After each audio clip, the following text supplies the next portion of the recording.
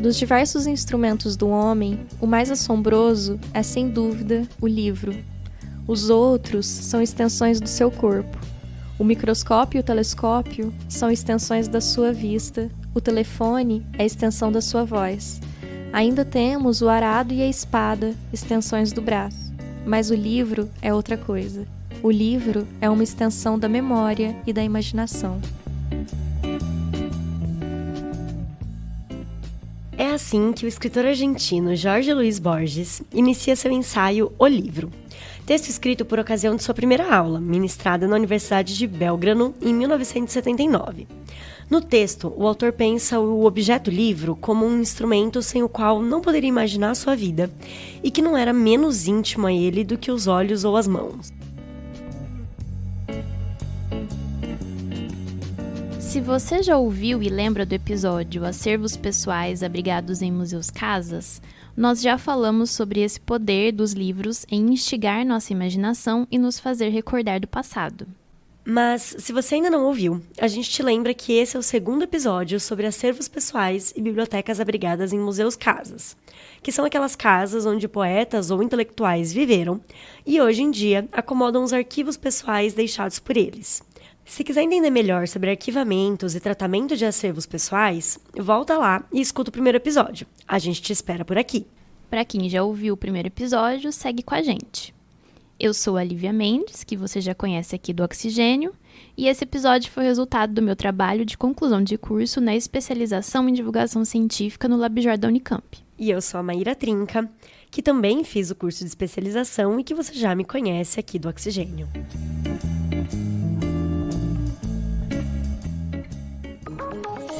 Oxigênio. Um programa de ciência, cultura e tecnologia produzido pelo LabJOR em colaboração com a Rádio Unicamp. Como a gente já tinha anunciado, no estado de São Paulo, mais precisamente na capital, existem 3 museus-casas que preservam a memória de 3 importantes intelectuais para a cultura do nosso país. São as casas Guilherme de Almeida, Mário de Andrade e Casa das Rosas, Espaço Haroldo de Campos. Elas são geridas pelo governo estadual em parceria com uma organização social, a POIESES, Instituto de Apoio à Cultura, à Língua e à Literatura. Como eu moro aqui na rua, eu falei assim, pode passar lá se quiser conhecer. A casa estava fechada para reforma na época. Ela não estava desse jeito. Claro que a Beluda aqui veio tocar a campainha, né? Não sei o que, eu vim conhecer a casa. Aí comecei a percorrer assim. Aí quando eu subi na mansarda, eu vi aquele lugar, falei, nossa, né? Eu fiquei assim babando. Eu falei, preciso trabalhar aqui. Essa é a Marlene Lack. Ela trabalha como conservadora e restauradora no Museu Casa Guilherme de Almeida desde 2011. Ela contou pra gente que seu contato com o acervo do poeta Guilherme de Almeida foi paixão à primeira vista. Ela começou a trabalhar como voluntária e foi se encantando cada vez mais pela casa e pelo acervo. Aí, ela resolveu se especializar em conservação e cuidado de acervos bibliográficos. Mas quem foi Guilherme de Almeida, afinal? O Guilherme foi um poeta muito influente na década de 20 no Brasil. Ele se formou em Direito, mas se dedicou à carreira literária e passou por diversos modelos textuais. Ele ajudou a fundar e foi editor da revista Claxon, além de ter sido criador da icônica capa da revista e de produzir anúncios publicitários dos patrocinadores. Esses anúncios foram precursores na visualidade da arte de vanguarda e da própria propaganda moderna. E ele também participou da Semana de Arte Moderna de 1922, né? Sim, ele foi um membro ativo da organização. E não para por aí. Ele ainda atuou como tradutor de obras em diferentes línguas e como jornalista na crítica literária e cinematográfica, com uma coluna no jornal do Estado de São Paulo que chamava Cinematógrafos, que circulou entre as décadas de 20 e 40.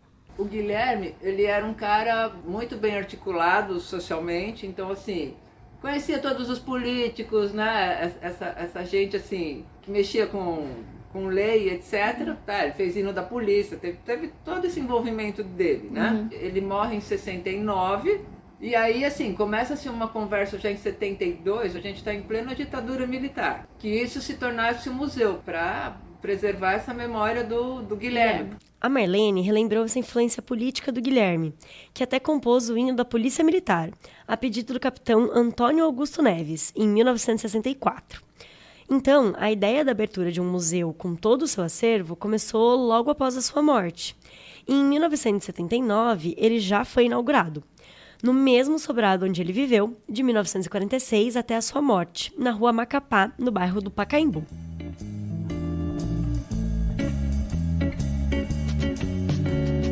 A casa na colina é clara e nova. A estrada sobe, para, olha um instante e desce. Inspirado por esses versos do poema 10 versos para a Casa da Colina, publicado no livro Poesia Vária, o Guilherme chamava o sobrado carinhosamente de Casa da Colina. Ali ele viveu com sua esposa, Baby de Almeida. Eles tinham o costume de receber amigos e faziam saraus poéticos. Entre eles estavam Tarsila do Amaral, Oswaldo de Andrade e Anita Malfatti. E, felizmente, a viúva e o irmão dele negociaram com o governo a aquisição de tudo por um preço meio camarada, um inventário assim bem plausível, tá certo? Que se fosse considerar o valor daquelas obras de arte mesmo, não sei se o governo adquiriria. Mas, felizmente, eles tomaram a providência e aquilo se manteve. Como o Marcelo Tapia, que foi diretor da casa por 10 anos, explicou, a casa foi vendida para o estado de São Paulo de portas fechadas. A viúva e o irmão do Guilherme negociaram com o governo a aquisição de tudo que estava na casa por um preço bem abaixo do mercado. O prédio foi tombado como museu biográfico e literário pelo Conselho Municipal de Preservação do Patrimônio Histórico, Cultural e Ambiental da cidade de São Paulo, a Compresp, em maio de 2009.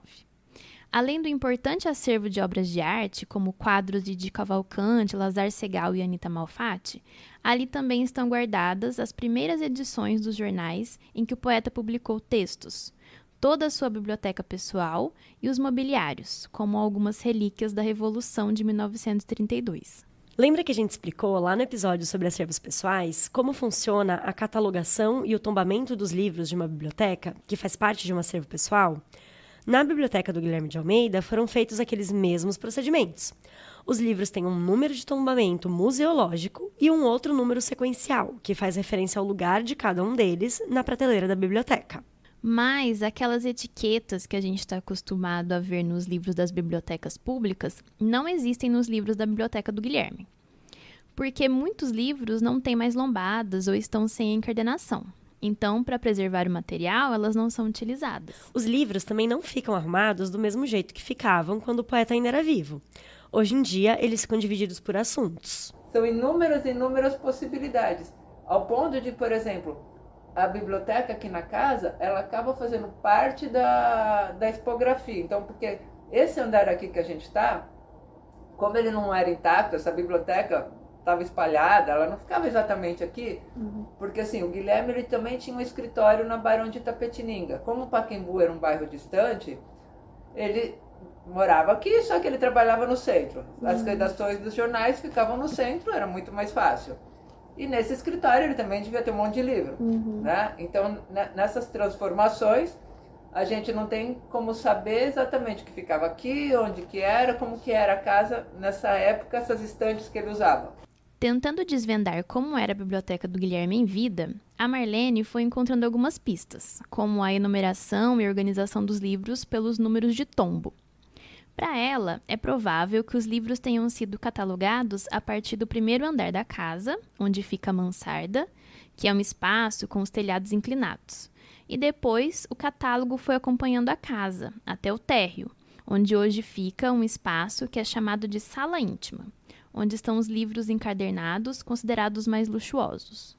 E você observando aquele conjunto, aquelas relações que estabelecem, que autores eram privilegiados, como eram organizados os livros. Por exemplo, na Casa Guilherme de Almeida tem a sala íntima, que é aquela sala que tem no andar térreo, que ele colocava ali alguns livros raros, ele escolhia para estarem ali. Entre eles, por exemplo, tinha uma edição, que é uma reimpressão da primeira edição do Ulisses de Joyce.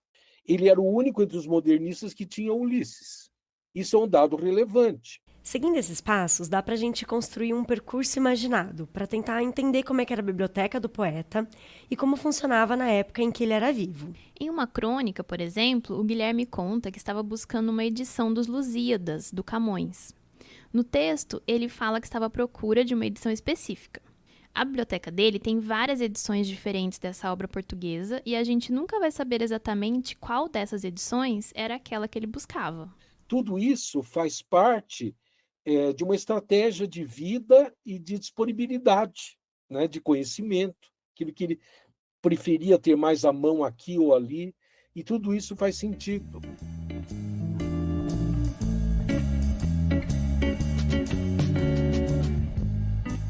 Essas e outras histórias, que podem ser desvendadas em um acervo bibliográfico pessoal, instigam os pesquisadores e contam histórias.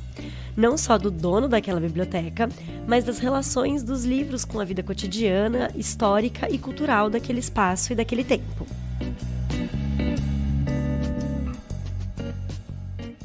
Eu conheci o Haroldo, estive na casa dele algumas vezes, né? A gente conversava. E a casa dele, aquela ideia da bibliocasa, era um sobrado pequeno, né, que tinha na Monte Alegre, até nas escadas, na escada que levava do térreo ao andar de cima, metade da escada era ocupada por livros, como se fossem prateleiras. Ou seja, havia livro por toda parte. E no escritório dele era totalmente tomado por livros, né? O Haroldo, que o Marcelo Tapia comentou agora, é o poeta concretista Haroldo de Campos. Ele deixou um acervo de mais de 20 mil itens, que, segundo Marcelo, poderia ter sido vendido para outros países, que tiveram o desejo de adquirir, mas sua família, a esposa e o filho, preferiram doar e manter o acervo aqui no Brasil. O acervo deixado pelo poeta foi abrigado na Casa das Rosas em 2004, um ano após a sua morte, quando a família procurou o governo do estado de São Paulo para propor a doação. O prédio da Casa das Rosas, que fica na Avenida Paulista, serviu durante um tempo como galeria de arte. Entre 2002 e 2004, ficou sem utilização e foi quando o acervo do Haroldo foi doado e ela se transformou no espaço Haroldo de Campos de Poesia e Literatura. Recentemente, no último dia 27 de janeiro de 2025, todo o acervo do Haroldo de Campos foi removido da Casa das Rosas e encaminhado para uma reserva técnica na cidade de Barueri, nas dependências da empresa Clé Reserva Contemporânea, especializada na logística e na conservação de obras de arte. Reservas técnicas são espaços com controle rígido de segurança, climatização e higienização, onde ficam guardadas obras de arte, documentação e acervos raros. Apesar desses espaços preservarem os materiais raros com o mínimo de impacto possível, esse não era o desejo da família do Haroldo. Eles fizeram um contrato com a empresa gestora na época da doação e exigiram que o lugar que fosse abrigar o acervo deveria conter Haroldo de Campos no nome oficial. Além disso, a biblioteca deveria ficar aberta para consulta do público e uma comissão de especialistas deveria se reunir periodicamente para realizar atividades sobre o conteúdo do acervo. Foi iniciada uma manifestação nos jornais e nas redes sociais, pedindo que o desejo da família seja cumprido e que o acervo volte para a Casa das Rosas. Até a publicação desse episódio, as notícias são de que a família do poeta e a administradora do acervo estão em diálogo para decidir os rumos dessa história e onde ficará preservado o acervo.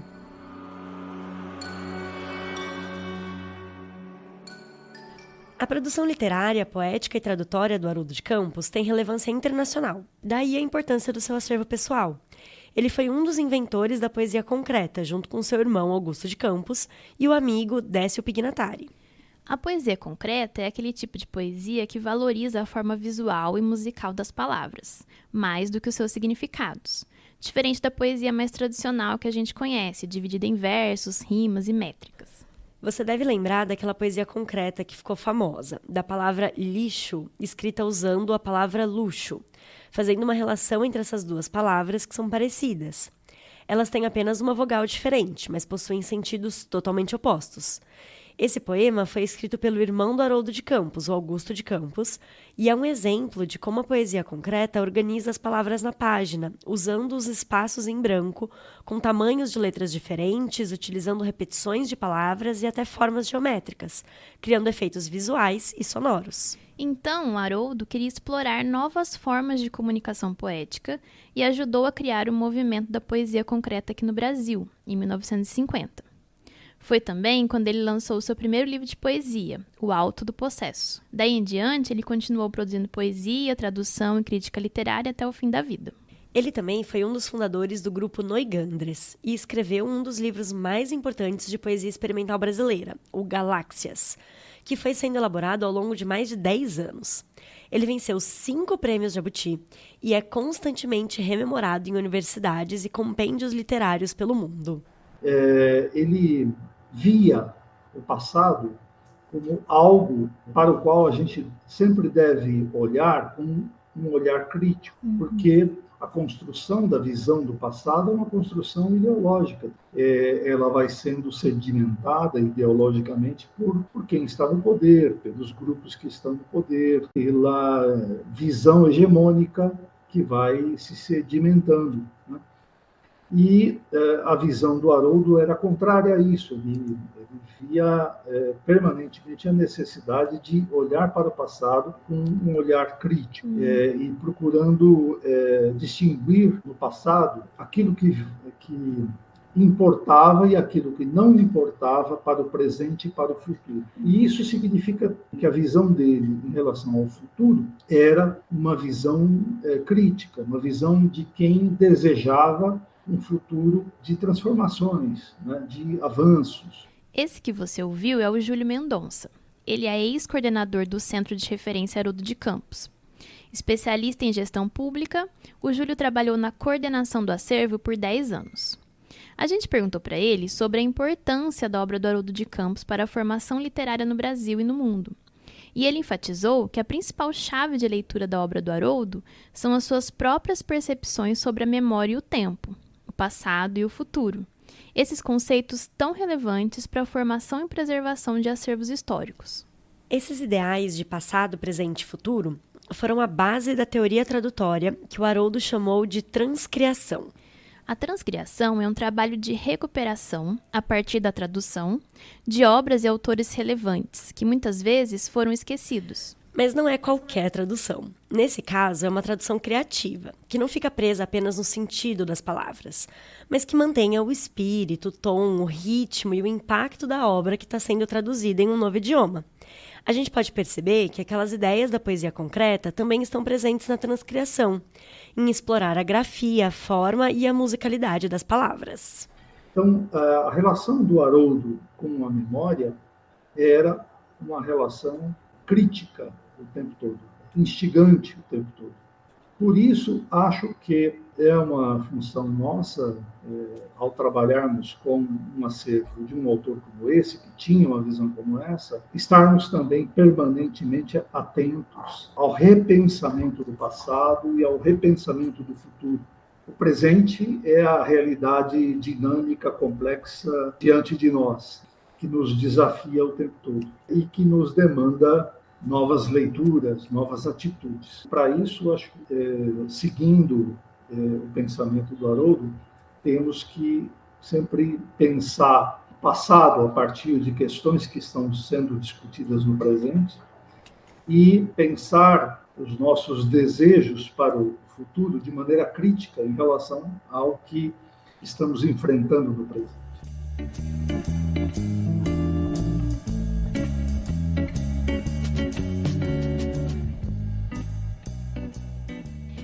O último poeta que a gente vai conhecer nesse episódio valorizava essa preservação da memória do passado e, ainda em vida, já pensava no valor público e histórico do seu acervo pessoal, da biblioteca, das obras de arte e do mobiliário que ele deixaria para a sociedade. Nessa carta testamento que o Mário escreveu no final do ano de 44 para o irmão mais velho dele, ele ia passar por uma cirurgia de apêndice, se eu não me engano, ou alguma cirurgia simples, assim, agora não me recordo exatamente o contexto da escrita dessa carta testamento. A Oneida Alvarenga, que foi aluna dele, uma grande colaboradora, ela transcreveu essa carta testamento no livro Mário de Andrade Um Pouco, que é da década de 80. E nessa carta testamento, ele fala sobre a publicação dos seus manuscritos inéditos. Havia uma preocupação com o destino desses manuscritos inacabados e de outros textos que ele ainda estava trabalhando, né?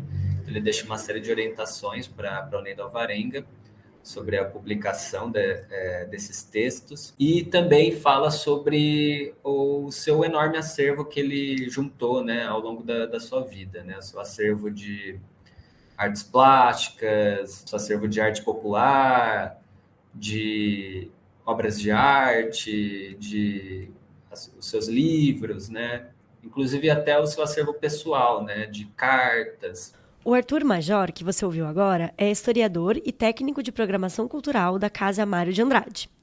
E ele contou pra gente sobre essa preocupação do Mário em destinar o seu acervo para as instituições públicas. Um exemplo das orientações indicadas nessa carta-testamento seria o destino que ele imaginava para o seu acervo de livros.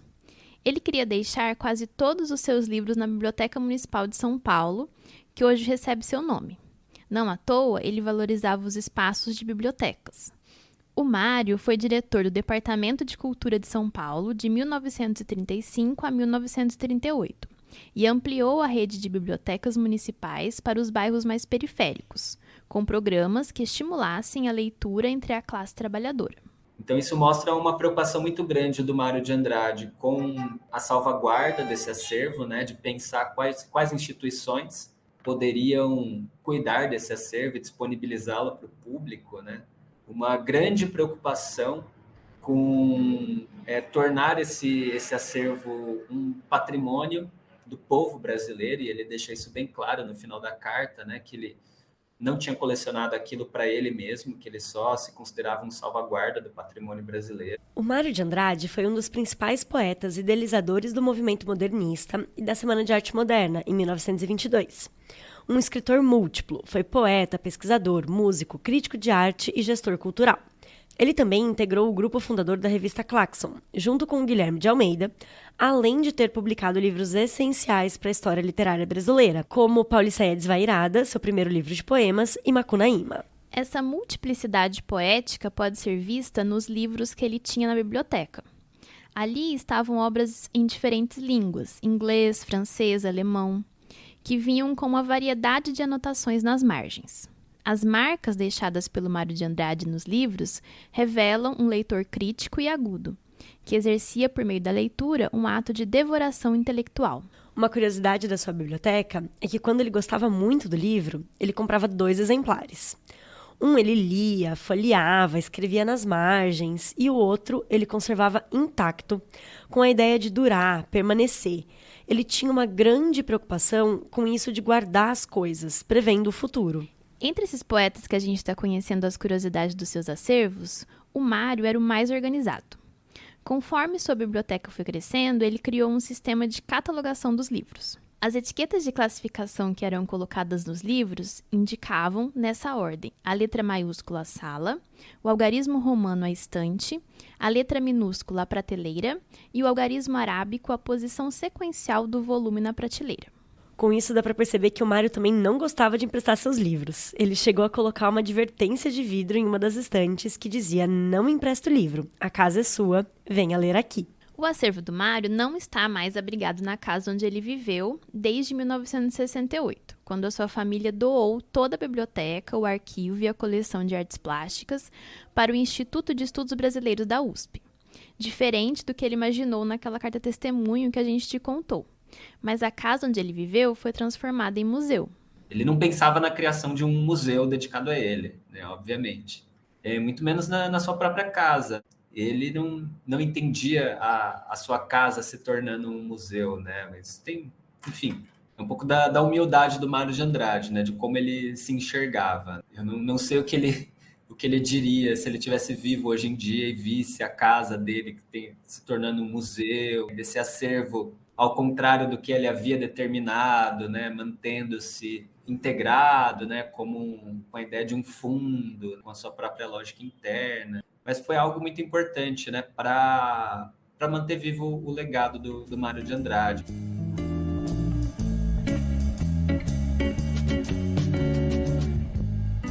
Saí dessa morada que se chama o coração perdido e, de repente, não existe mais.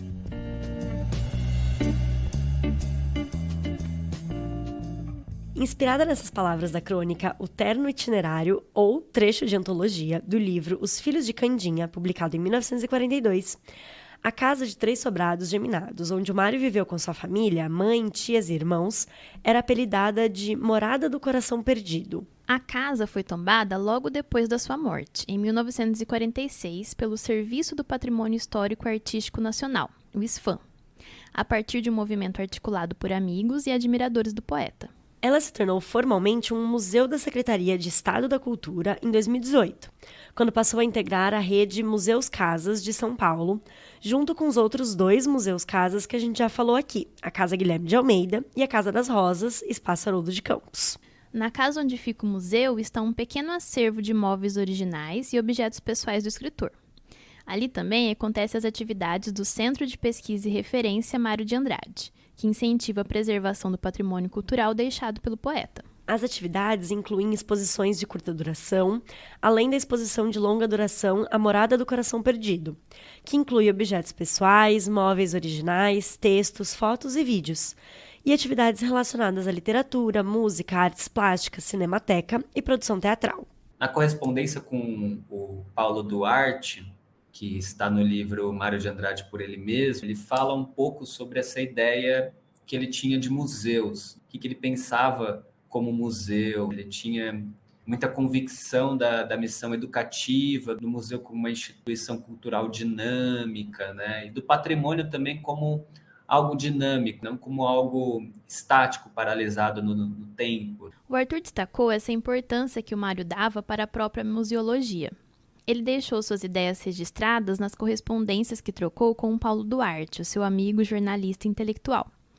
Foi o Paulo que convidou o Mário para dirigir o Departamento de Cultura da cidade de São Paulo em 1935. Outra pista da relevância que o Mário dava aos museus, a gente também pode observar na grande maioria das instituições às quais ele desejava destinar o seu acervo, que eram, em sua maioria, instituições museológicas. Tem um texto dele bem legal que se chama Museu Popular, saiu na revista do IFAM, e que ele fala dessa ideia de museu de reprodução, um museu com cunho educativo, que leva a arte para lugares onde essas obras nunca chegariam, seja pela distância, por infraestrutura, por questão financeira. Daí a gente já vê a importância do Mário de Andrade assim, para uma política cultural, uma política museal.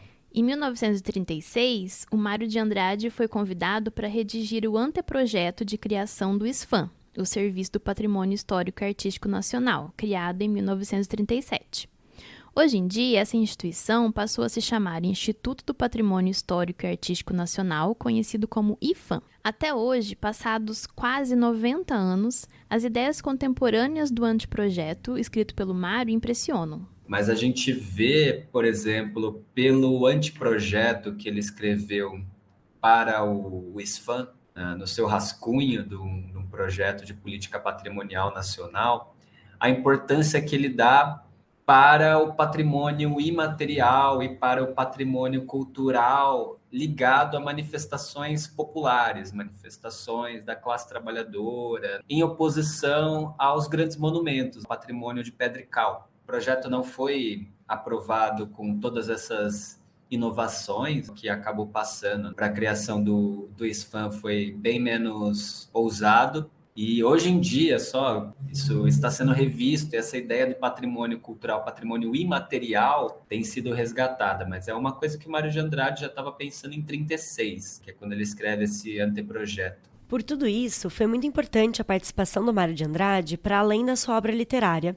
na criação e pensamento sobre a valorização cultural do nosso país. A Casa Mário de Andrade procura perpetuar essa herança, seguindo esses mesmos ideais que foram deixados registrados pelo autor, incentivando a educação não formal como um pilar essencial de contato humano com o público, produzindo diálogo e provocando questionamentos.